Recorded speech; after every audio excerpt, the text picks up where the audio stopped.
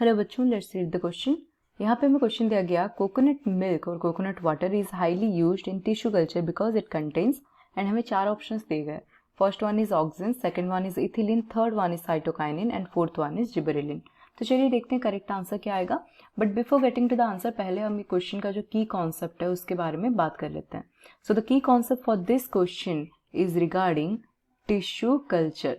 तो पहले हम बात करते हैं what do you mean by tissue culture, then हम देखेंगे कि कोकोनट वाटर को क्यों यूज किया जाता है।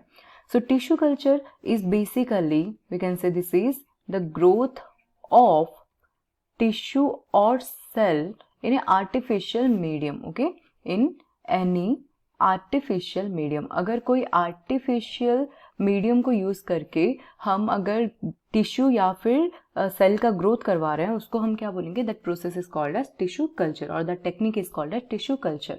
सो टिश्यू कल्चर में कुछ हार्मोन्स को हम यूज कर सकते हैं which basically promotes cell division, right. जो हार्मोन सेल डिवीजन को प्रमोट करता है, those hormones can be used during the tissue culture technique. क्योंकि हम इसमें क्या करते हैं, एक टिश्यू या फिर सेल को लेके हम उसमें से पूरा कंप्लीट ऑर्गेनिज्म डेवलप करवाते हैं, इसलिए cell division is required during tissue culture. So in the process of tissue culture में we can use cytokinin like hormones. Okay, here we can use the cytokinin like hormones. क्यों? क्योंकि cytokinin का काम क्या है अगर देखें, सो साइटोकाइनिन क्या करता है, इट प्रमोट्स सेल डिवीजन। ये सेल डिवीजन को प्रमोट करता है, इसीलिए we can use cytokinin like hormone during tissue culture. अब देखते हैं 4 जो हमें क्वेश्चन में पूछा गया था कि कोकोनट वाटर में कौन सा प्रेजेंट होता है। So let's talk about the coconut water now, और कोकोनट मिल्क के बारे में बात करते हैं।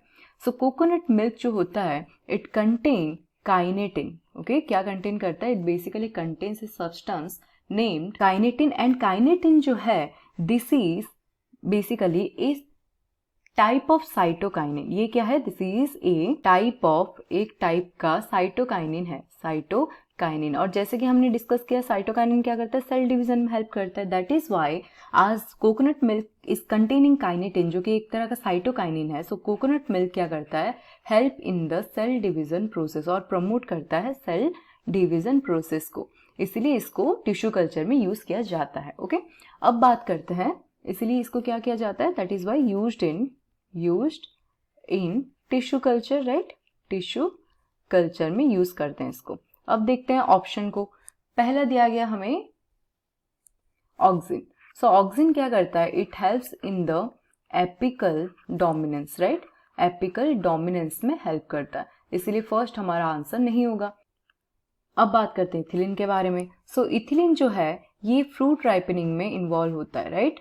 It is involve in fruit ripening और इट इंड्यूसेस फ्रूट राइपनिंग, इसलिए ये भी हमारा आंसर नहीं होगा।